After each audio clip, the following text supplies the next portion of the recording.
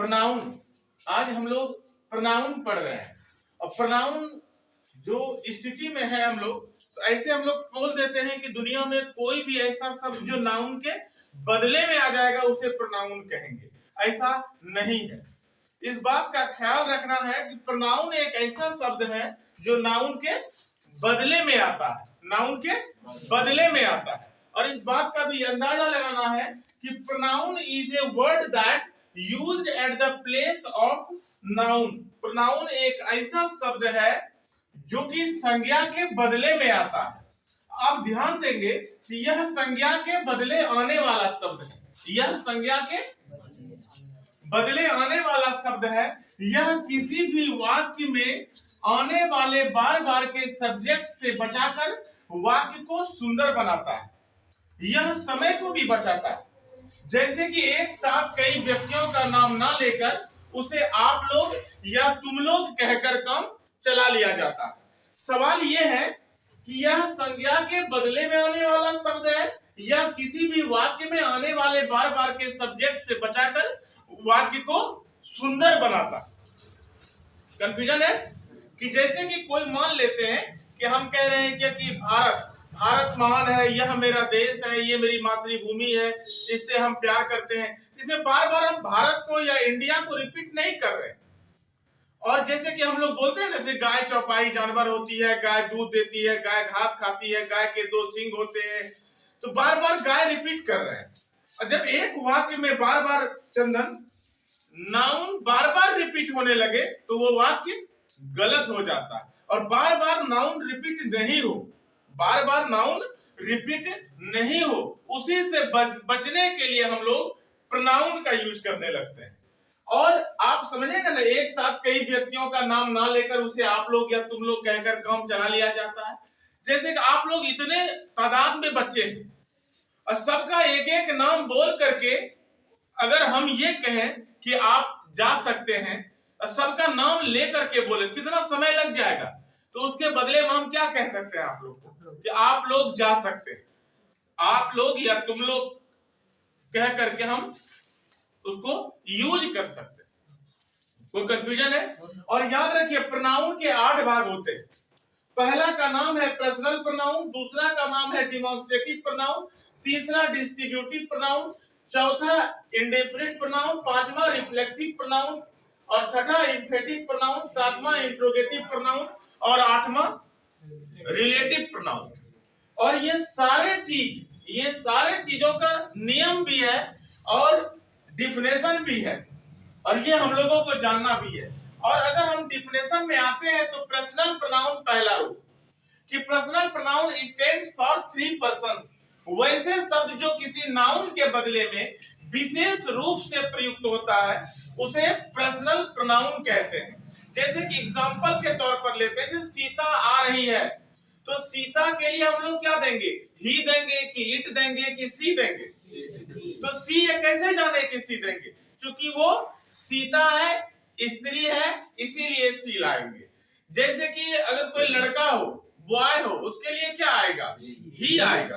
तो जब कोई विशेष नाउन के लिए कोई शब्द का प्रयोग होता है, पर्टिकुलर कोई नाउन के लिए यूज होता है कि इस नाउन के बदले में अगर हम यूज करेंगे उसे पर्सनल प्रोनाउन कहते हैं। क्या कहते हैं? पर्सनल प्रोनाउन कहते हैं। अब इसका क्या है कि इसका रूल भी है। इसका क्या है? रूल भी है। और ये रूल पर्सनल प्रोनाउन का ही ये रूल है जो कि अभी हम लोगों को जानना है। पर्सनल प्रोनाउन का एक रूल भी है और एक नहीं बल्कि बहुत सारे रूल हैं। कुछ नियम को आपको जानना है। और आज से पहले प्रोनाउन तो आपने कई बार पढ़ा होगा, लेकिन प्रोनाउन 1-2 दिन में खत्म हो जाता। हम लोग केवल पढ़ने के नाम पे पढ़ लेते हैं, काम चला लेते हैं। लेकिन याद रखिएगा मेरे भाई बहन, हम लोग पढ़ के काम नहीं चलाना है, पढ़ करके पढ़ना है, नॉलेज गेन करनी है। और आने वाला समय आपका ही है, आपका इंतजार आज भी समय कर रही है। समाज, आपके परिवार, सभी लोग इंतजार कर रहे हैं कि आप आगे बढ़ेंगे और आप देश का, समाज का और पूरे विश्व का कल्याण करेंगे। ये आप लोग कर सकते हैं। ये आप लोगों में जज्बा भी है, ताकत भी है, मद्दा भी है। तो यहाँ पे हम लोग रूल्स अब रूल्स क्या कह रहा है? रूल्स ये कह रहा है कि मान लेते हैं कि if different kinds of personal pronoun come together, if different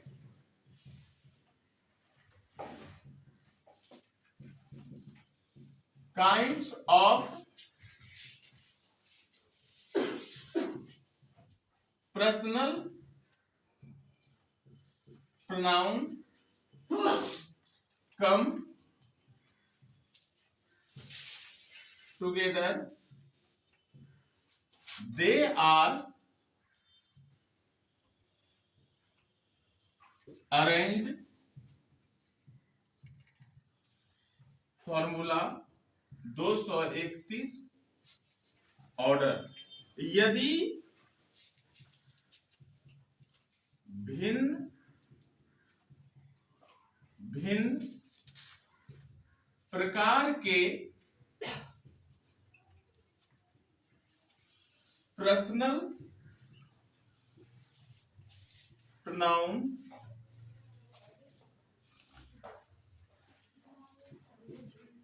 एक साथ आ जाए तो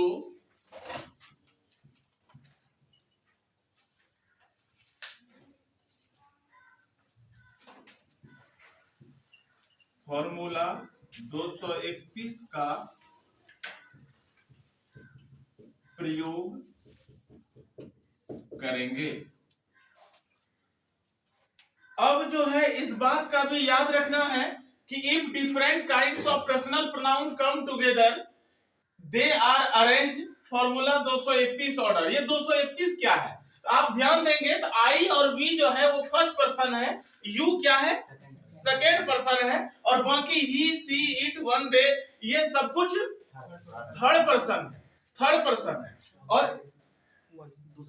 231 यहाँ पे 231, तो फॉर्मूला 231 का मतलब हुआ कि अगर जैसे कि अगर हम बोले कि मैं, जैसे हम बोले कि मैं, तुम और वह अंग्रेजी सीख रहे हैं, तो मैं, तुम और वह अंग्रेजी सीख रहे हैं, तो लोग क्या करेंगे? इसको कैसे बना लेगा? कैसे बनाएगा? करेगा I you and he are learning English. क्योंकि व्यक्ति है, आर तो लगना तय है, तीन आदमी है यहाँ पे, तीन व्यक्ति का जिक्र हो रहा है, मैं, तुम और वह। तीन व्यक्ति का जब जिक्र हो रहा है तो आर लगना तय है, यानी कि पुल्लर है, वो एक से अधिक है। लेकिन मैं, तुम और वह का अंग्रेजी कैसे बना लेगा? आई यू एंड ही। जैसे वो आई यू और ही करेगा तो आई देखेंगे कहां पे है, आई कहां पे है? एक में है, ये फर्स्ट पर्सन है ना, और ये सेकंड पर्सन है और थर्ड पर्सन है, तो आई को पहले ले जाएगा, फिर यू को, फिर ही को, तो हो जाएगा 123। जबकि करना क्या है? 231 में। इसका मतलब है कि you, I and he are learning English, sorry, you, he and I are learning English, you, he and I are learning English.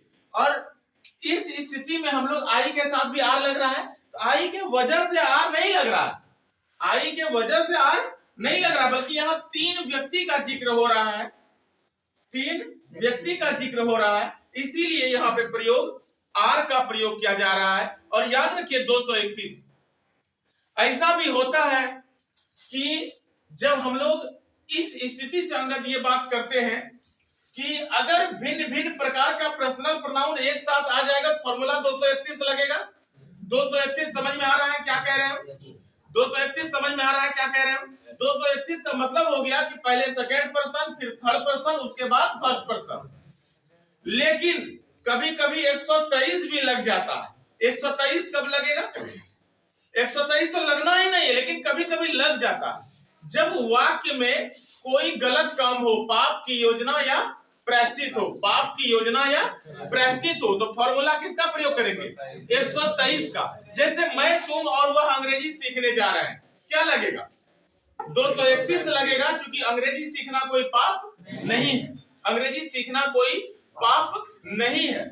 और इस बात का भी ख्याल रखना है कि अगर वाक्य में कोई गलत काम वाला बात हो गया तो फिर दिक्कत है। जैसे कि एक उदाहरण देते हैं, जैसे एग्जांपल, आपको गाली गलौज करना नहीं है, लेकिन मैं, तुम और वह दूसरे आदमी को, किसी को गाली देने जा रहे हैं। बताइए गाली देना कैसी बात है? ये पाप की योजना है ना। इसमें क्या लगेगा? 231 लगेगा कि 123 लगेगा? 123 लगेगा। मैं, तुम और वह मंदिर जा रहे हैं, बताइए क्या लगेगा? अब मैं, तुम, वह मंदिर जा रहे हैं चप्पल चुराने के लिए, अब बताइए क्या होगा? होता है ना कि बहुत लोग, आदमी जाता है पूजा वूजा पे ध्यान कम रहेगा, उधर चप्पल पे ऐसे करके जा रहा है, उधर चप्पलों पे ध्यान है कि अच्छा यही सुधार लेंगे आज, ये गजबे से चप्पल है, नापी भी देखता है। और लड़का लोग को थोड़ा सा दिमाग जो है अतिरिक्त रहता है, उस सैंडलों में एडजस्ट करता है। उस सैंडल भी वो जो ऊंचा वाला रहता है, नीचे एड़िया लगा हुआ टाइप का, वो भी पहन के देखता है। वो अपने लिए नहीं, भविष्य के लिए वो बचा करके रखना चाहता है कि आने वाले समय में वो कभी इस्तेमाल अगर हो जाए किसी के लिए तो अच्छी बात है। तो खैर, आप लोग दूरगामी हैं, बहुत भविष्य का सोचते रहते हैं साकेत, तो एक अच्छी बात है। तो अच्छी बात है, चलिए ठीक है, आप लोग भी मंदिर जाइएगा और पूजा वूजा करने के लिए जाइए, पूजा पाठ करने के लिए जाइए। वो जो ध्यान रहता है, अभी पैसा आप कमा लेंगे तो वो सैंडल वाला, एड़िया वाला जो चप्पल होता है, नीचे से निकला हुआ टाइप का, ऐसा वो अजीबे होता है, अपना ऐसे ऐसे कोर्स करके चलता है कैसे, तो बहुत दिक्कत है। लेकिन आप अभी से वही जमा करने के लिए कुछ लोग चले जाते हैं, लेकिन करना नहीं है। यहाँ पे हम लोग लौट जाते हैं। स्थिति यही है कि आई, ही, आई और we first person, you second person, और शेष जो रह गया वो थर्ड पर्सन। अगर भिन्न भिन्न प्रकार के पर्सनल प्रोनाउन एक साथ आ जाएगा तो क्या करेंगे? 231 का प्रयोग करेंगे। क्या का प्रयोग करेंगे? 231 का प्रयोग करेंगे। लेकिन अगर उस सेंटेंस में पाप की योजना या प्रायश्चित हो, पाप की योजना या प्रायश्चित हो, तो फॉर्मूला 231 का प्रयोग नहीं करेंगे, बल्कि 123 का प्रयोग करेंगे। 123 का प्रयोग करेंगे। कोई दिक्कत? कोई दिक्कत? और इस बात को भी ख्याल रखना है कि आप इसमें एक तो दिखा होगा वन, वन का मतलब क्या होता है? एक होता है।